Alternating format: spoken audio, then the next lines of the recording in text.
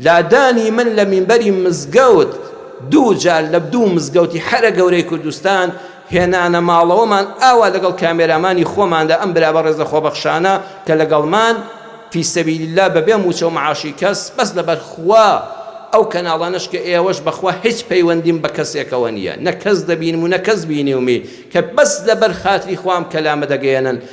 10 جاری تریش لابردنم بە قوربانی حەسرەتی دڵی ئەو کچۆڵە چاوگەشە بێ کە لەم سەروەتی دنیای کوردستانەدا بەس جووتێ گوارەی هەبوو. خۆ هەمووتان بینیتیان گوارەکانی دایکی لە گوێدا کەند و بۆ پێداویستی نان و ئاوی ڕۆژانەیان فرۆشتی. کوڕەبرا ئەوە حەسرەتە. هاشتاگ بۆ ئەوە بکەن کە ئەم وڵاتە دەبێت لەمە ڕزگاری بێت، نەک مامۆستا سافاتی بچێتەوە سەر مینبەریان نا.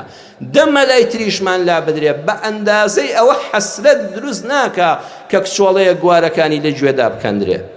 بەخوا 10 جاری تریش لە مینبەر دام بدەن و بمبنێرنەوە بۆ ماڵەوە حەسرەتی قەت بەقەدەر ئەوە نییە پێشمەرگەیەک هانان بۆ بێنێ 3 دانە مارکێت گەڕابێ بڵێ ئەوە هەوێی پێشمەرگایەت یەکەم وەڵڵی خێرم ناوێ بەست و خوا قوتوێ شیرم دەنێت خێزانم نەخۆشە مناڵەکە بە قەندەغ ناوسکی هاتە خوارەوە تو خوا قوتوێ شیر ئەوە هەوێی پێشمەرگایەت یەکەم دای دەنێم حتا موچەکەم وەردەگرم وەڵڵی سواڵم لە کەس نەکردووە.